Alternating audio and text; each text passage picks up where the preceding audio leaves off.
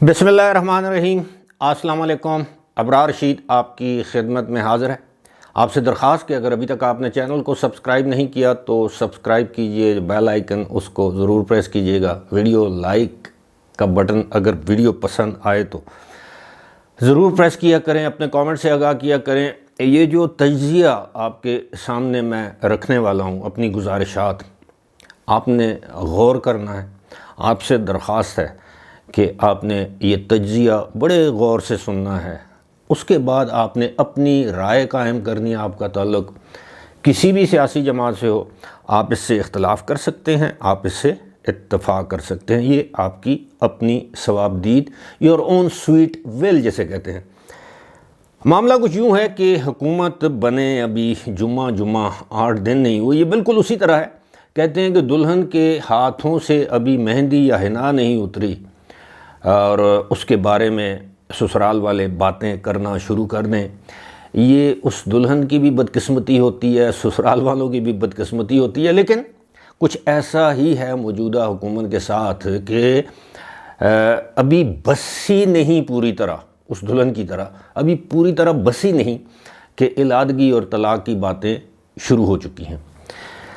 अब मामला ये है कि अगर आपके पास इख्तियार नहीं था तो इक़्तिदार में आने का फ़ायदा। हम जानते हैं कि इस वक्त जो मौजूदा डिस्पेंसेशन आप कह लें, जो सूरत हाल है, उसमें इस्टेब्लिशमेंट की ये मजबूरी है कि वो इमरान ख़ान के बजाय तमाम हुकूमतों को इकट्ठा करके एक हुकूमत चलाए, तमाम पार्टियों को इकट्ठा करके एक हुकूमत चलाए और देर पा हो सियासी और माशी इस्तेकाम आए। हमारे जो ब्रादर इस्लामी ममालिक हैं, ख़ास तौर पर सऊदी अरब और UAE की ये शदीद तरीन ख्वाहिश थी कि मुस्लिम लीग नून की हुकूमत बने।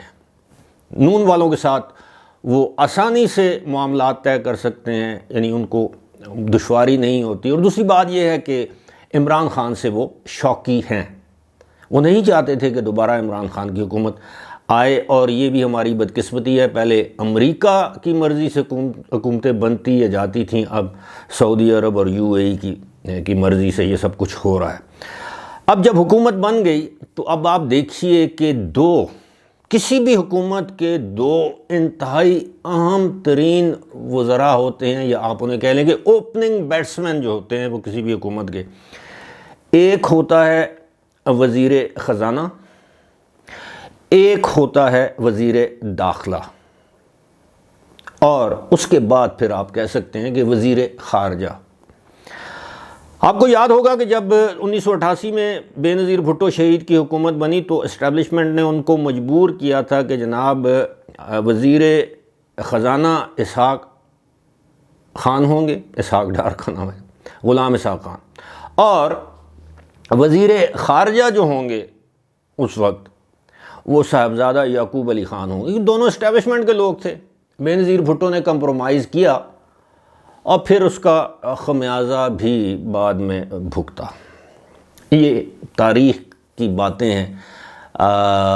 फिर वो आपको पता है कि इसहाक ख़ान फिर वो सदर बन गए थे, और लंबी कहानी है। लेकिन अब ये जो मामला है, ये अब मैं थोड़े से अगर गलती पर हूँ, मुझे अब एग्जैक्ट याद नहीं है कि इसहाक ख़ान उस वक्त वज़ीर ख़ज़ाना थे या नहीं थे या वो कोई एक काजी थे, पता नहीं AGN काजी या जो भी थे। बहरहाल वज़ीर ख़ारजा जो है वो बेनज़ीर भुट्टो को अपनी मर्ज़ी का नहीं लगाने दिया गया, वो साहबज़ादा याकूब अली ख़ान थे। चलें अब आते हैं जनाब, ये मौजूदा देखें कि दो जो इम्पोर्टेंट लोग हैं, यानी वज़ीर ख़ज़ाना वो मुंतखब नहीं है, वज़ीर दाखिला मुंतखब नहीं है, यानी अवाम के मुंतखब करदा नहीं है। इसहाक डार भी उस तरह अवाम के मुंतखब करदा नहीं है, वो भी सेनेटर हैं, लेकिन फिर भी एक सियासी जमात से उनकी देरीना वाबस्तगी है, यानी मुस्लिम लीग नून से। और क्या अब ये सवाल तो पूछना बनता है कि क्या पूरी मुस्लिम लीग नून में इसहाक डार के अलावा कोई एक मुंतखब शख्स ऐसा नहीं है जिसको वज़ीर ख़ज़ाना बनाया जा सके, या बल्फाज दीगर कोई एक भी ऐसा मुंतखब शख्स नहीं है, ये शख्सियत नहीं है जिसको वज़ीर दाखिला बनाया जा सके। یا دوسری طرح اگر ہم سوچیں تو پھر یہ ہے کہ آپ کے اوپر دباؤ ہے کہ اسٹیبلشمنٹ نے کہا کہ نہیں یہ 2 بندے ہمارے ہوں گے، تو پھر آپ دباؤ کمپرومائز کر کے حکومت میں آئیں تو فائدہ۔ کل کو یہی 2 وزراء آپ کی بات نہیں مانیں گے تو پھر تو زیادہ بگاڑ پیدا ہوگا۔ اور اب آپ دیکھیں کہ ہمارے وزیر خزانہ جو ہے، وزیر خارجہ جو ہیں اسحاق ڈار، وہ ابھی تک وزارت خزانہ کے اس سے دائرہ کہہ لیں، اس سوچ سے کہہ لیں، اس خمار سے، اس نشے سے باہر نہیں نکلے۔ لندن میں اب وہ برسلز میں وہ اٹامک انرجی کے حوالے سے کوئی کانفرنس تھی، اس کو اٹینڈ کر کے آتے ہیں اور لندن میں جرنلسٹ سے گفتگو کرتے ہوئے کہتے ہیں جی کہ پاکستانی تاجروں کی خواہش ہے کہ بھارت کے ساتھ پاکستان تجارت جو ہے وہ شروع کر دے، یعنی ہم اس بارے میں سوچ رہے ہیں۔ ٹھک کر کے بھارت کی جانب سے جواب آ جاتا ہے کہ جناب ہمارا تو ایسا کوئی ارادہ نہیں ہے۔ اب وزیر خارجہ تجارت کی بات کر رہا ہے، جو کہ وزیر خزانہ کو، وزیر تجارت کو اس کی بات کرنی چاہیے۔ چلے وزیر خارجہ بھی کسی حد تک ان کے ڈومین میں آتا ہے، لیکن وزیر خارجہ کو اتنا تو سمجھ لینا چاہیے کہ بھارت میں بھی یہ الیکشن کا سال ہے، ابھی اپریل میں بھارت میں عام انتخابات ہونے ہیں، اور نریندر مودی کا تو سب سے بڑا بیانیہ ہی الیکشن میں یہ ہوتا ہے اینٹی پاکستان۔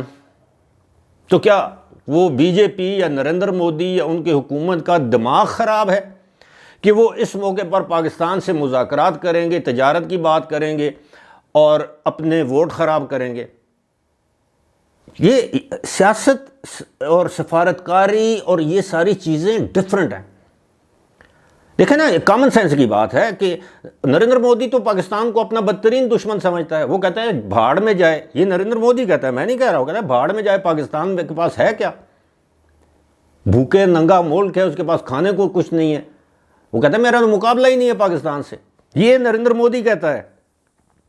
اب وہ الیکشن میں آپ سے مذاکرات کرے گا، آپ سے کہے گا جی جی جی بالکل آپ تجارت کھولیں، ہم تو حاضر ہیں۔ وہ کہتے ہیں ہمیں پاکستان کے ساتھ تجارت کی ضرورت ہی نہیں، ہماری اربوں ڈالر خربوں ڈالر کی تجارت ہے دیگر دنیا کے دیگر ممالک کے ساتھ۔ اور آپ دیکھیے کہ بھارت کی تقریباً یعنی $1 ٹریلین، 1 خرب ڈالر کی ان کی کیا ہے ایکسپورٹ، صرف آئی ٹی کی، انفارمیشن ٹیکنالوجی، تقریباً $80-90 بلین بنتے ہیں۔ یو اے ای کے ساتھ ان کی جو سالانہ تجارت کا حجم ہے وہ 80 سے 82 ارب ڈالر ہے۔ چین کے ساتھ 136 ارب ڈالر، تقریباً 37 ارب ڈالر بھارت ایکسپورٹ کرتا ہے اور باقی امپورٹ کرتا ہے۔ اسی طرح یو اے ای، بھارت زیادہ چیزیں ایکسپورٹ کرتا ہے یو اے ای کو۔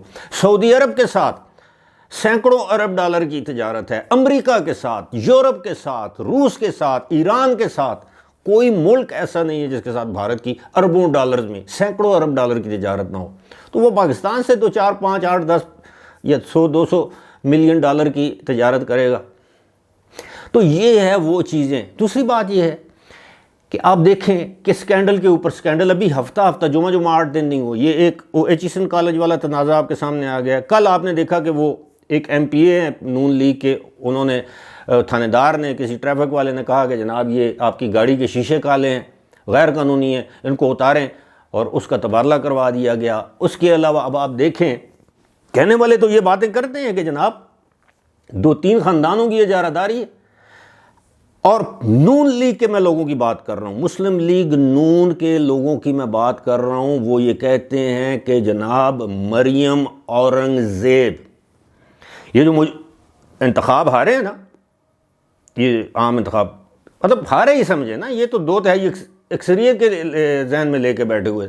آپ یقین کیجئے کہ مریم اورنگزیب میں اتنا تکبر ہے کہ شاید اتنا مریم نواز میں نہیں ہوگا۔